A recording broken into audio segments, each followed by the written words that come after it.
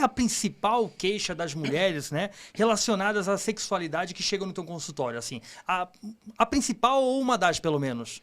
Olha, disparado, de longe, a principal queixa das mulheres que chegam no consultório em relação à sexualidade é a baixa de libido, né? A libido baixa, a falta de libido, né? E na maioria das vezes essas mulheres acham que a falta de libido é por causa de hormônio, né? Só que isso acontece na menor parte das vezes, né? De ser baixo de hormônio. Isso acontece quando a mulher tá amamentando, acontece quando a mulher tá na menopausa, né? Só que na grande maioria das vezes o problema da falta de libido é na cabeça. Na Tá na cabeça. cabeça. Então, assim, elas atribuem que é alguma coisa, sempre alguma coisa hormonal, sendo que na verdade não. É algo natural da mulher ali, que às vezes ela tá pensando, enfim, é o poder do pensamento dela. Justamente, né? Ela tá, às vezes ela tá atribulada, cheia de coisa do trabalho, né? Sai de casa da manhã às 5 da manhã, volta para casa às 8 da noite, aí vai ter libido como, né? Às vezes ela tá cheia de coisa no trabalho, estressada, pensando em um monte de coisa, vai ter libido como, né? Tá pensando em trabalho, filho, coisa para fazer, na roupa para lavar, na louça para lavar. Ou então não tem nenhuma conexão com o marido, briga com o marido o dia inteiro, não fala com o marido o dia inteiro, como é que vai ter libido assim, né? Basicamente isso. E foi até bom você tocar nesses pontos, que isso aí acho que tá acontecendo com todo mundo na sociedade, né? Com mulheres e homens também. Essa questão de estresse no trabalho, e é boleto para pagar todo mundo, aí cada vez mais estresse, as coisas estão cada vez mais caras, falta de grana. Isso tudo a gente sabe que impacta diretamente na vida das pessoas, até mesmo na questão de depressão, de outras doenças. Mas já que a gente está falando de sexologia aqui, isso impacta diretamente, por exemplo, no orgasmo feminino? Às vezes da mulher já não querer nem fazer nada, nem transar, e ao mesmo tempo também muito menos chegar a ter um orgasmo. Então isso tem um fator relacionado com esses problemas? Com certeza, né? Geralmente, na grande maioria das vezes, a dificuldade para atingir o orgasmo, ela é por causa da cabeça da mulher, né? Acontece por motivos de, por exemplo, aquela mulher que fica durante a relação sexual, fica pensando no mundo da lua, né? Fica com a cabeça no mundo da lua, pensando nas contas para pagar, fica pensando na roupa que tem para lavar, fica pensando na escola dos filhos, né? Ou então aquela mulher super performática, que ela fica pensando, não, eu tenho que agradar meu parceiro de todas as maneiras, eu tenho que fazer isso acontecer, e aquilo acontecer, e tenho que ser a melhor parceira da vida dele. Ou então aquela mulher que fica pensando, eu tenho que gozar, eu tenho que gozar, eu tenho que gozar, e no final ela acaba não conseguindo ter o orgasmo, né? Então, geralmente, na grande maioria das vezes, é problema na cabeça da mulher, né? E a mulher acaba não conseguindo. Ela acaba tendo dificuldade justamente porque são outros fatores. Ela não tem uma relação mais fluida, assim, de prazer realmente, né? Ela tá preocupada com N fatores, ou da vida, ou até engraçado que você falou da questão da performance, né? Às vezes ela tá preocupada com o que vai acontecer, como ela vai fazer, e isso impacta no final, né? Acaba que ela não tem o orgasmo, né? Isso é bem interessante. E pensando nessa questão da mulher em si, continuando nessa questão de orgasmo, a mulher se conhecer, entendeu? Ela, por exemplo, se masturbar, isso ajuda no papel dela ter uma facilidade em chegar ao orgasmo, entendeu? Então, assim, é importante a mulher se conhecer e se masturbar, e existe uma frequência mínima para isso acontecer, entendeu? Que frequência que isso é interessante pensando em saúde, e a partir de quanto isso pode virar uma doença, vamos dizer assim. Com certeza, é muito importante a mulher se conhecer, conhecer o próprio corpo, né? Não depender de outras pessoas para ter prazer, ela tem que ser autora do seu próprio prazer e não esperar o prazer acontecer, não ficar lá deitada esperando o prazer acontecer, né? Na relação sexual ela tem que ser ativa também, né? Ela tem que dominar o próprio prazer dela, né? Então a masturbação ela tem um papel importante nisso. A masturbação ela vai ajudar a mulher a se conhecer, a descobrir o próprio corpo e descobrir o que dá prazer para ela, né? Não existe uma frequência que a gente diz que é a frequência ideal para se masturbar, né? Não tem uma frequência mínima nem uma frequência máxima, desde que aquilo não atrapalhe a vida dela. É lógico, se ela está se masturbando numa quantidade em que ela pensa, não vou mais me relacionar com outras pessoas porque eu não preciso mais disso, isso está atrapalhando a vida dela. Se ela começa a se masturbar numa quantidade em que ela começa a atrasar no trabalho, faltar ao trabalho, a não se encontrar com outros amigos, não sair de casa para fazer mais nada, isso está atrapalhando a vida dela, né? Se não, ela pode fazer isso quantas vezes ela Então quiser. não existe uma quantidade. Ah, pô, se a mulher se masturba 2, 3 vezes por dia, às vezes, não impactando diretamente na vida dela, tá tudo tranquilo, né? Exatamente. E seguindo essa linha do orgasmo, tem muita mulher que não consegue chegar no orgasmo com penetração. Isso é normal ou é um pouco lenda, entendeu? Ou também tá relacionada com a cabeça, igual que você falou, assim? Gente, a maioria das mulheres não consegue ter orgasmo com a penetração. Esse é um fato. Quando a gente fala de maioria, isso é quanto? É claro, a gente não é um número exato, mas um aproximado, assim, 70, 80, 90%? Tem um dado mais ou menos? A última vez que eu fiz uma caixinha no meu Instagram perguntando isso, em torno de 60% das mulheres. É muito. É muito, a maioria. Não consegue ter orgasmo na penetração, né? E quando a gente fala de orgasmo na penetração, a gente tem que pensar assim, que não tem problema não ter orgasmo na penetração, né? Desde que a mulher tenha prazer, né? O importante é que a relação sexual seja prazerosa. A mulher pode ter orgasmo de outras formas, né? Ela pode ter orgasmo com estimulação do clitóris, né? E tá tudo bem, não tem problema nenhum nisso, desde que a relação seja prazerosa para ela. Muitas vezes a penetração é muito prazerosa, ela dá um prazer intenso para a mulher, ela é satisfatória, ela só não consegue atingir o orgasmo com a penetração. Entendi. Então a relação é uma relação satisfatória, bacana, ela sai, vamos dizer assim, satisfeita, só que ela não chegou, teoricamente, ao orgasmo propriamente dito, né? Às vezes não com a penetração, mas atingido Entendi. de outras maneiras. De outras maneiras, entendi. Isso. E, por exemplo, é engraçado a gente falar dessa questão da penetração, porque toda mulher tem o tal do ponto G, né? E por que tem algumas mulheres que não conseguem atingir o orgasmo? Por que existe essa dificuldade? Já que todas as mulheres têm essa região mais sensível, né? Mais erógena, no caso.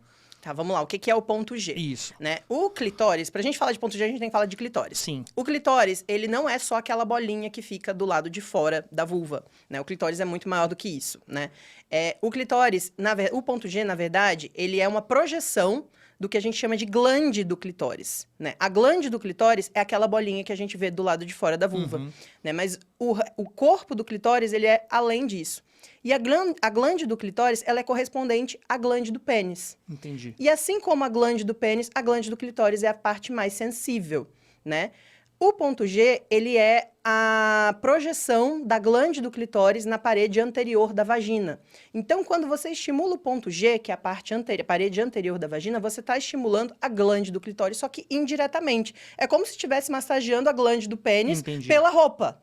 Então, você consegue ter um prazer, consegue ter bastante prazer, mas não consegue ter orgasmo. Muitas mulheres não conseguem ter orgasmo. Depende da sensibilidade de cada pessoa. Entendi. Tem mulher que vai ser mais tranquila, vai chegar mais rápido ao orgasmo e outra já não. Mesmo com estimulação ou não, né? É isso. Entendeu? Entendi.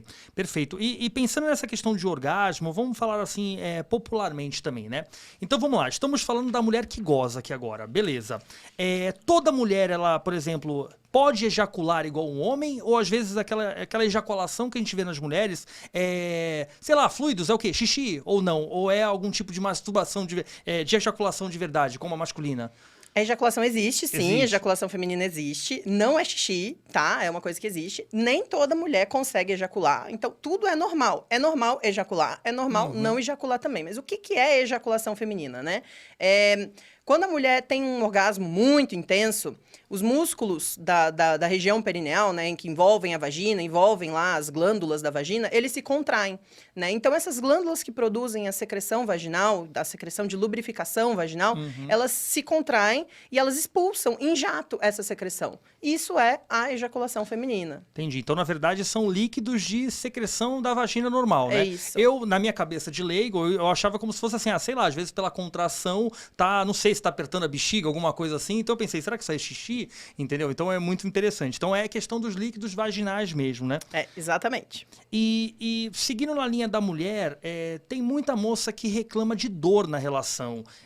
Como é que funciona isso? Tem a ver, às vezes, com o tamanho da vagina? Tem a ver com lubrificação? Como é que funciona? É normal você ver no consultório as moças reclamando de dores na hora da relação sexual? É muito comum ter a mulher reclamar de dor na relação sexual. Essa é uma queixa muito comum no consultório. E você se espantaria se soubesse o tanto de mulher que reclama de dor na relação sexual e que não fala pro parceiro que tem dor na relação sexual. Né? Elas não falam.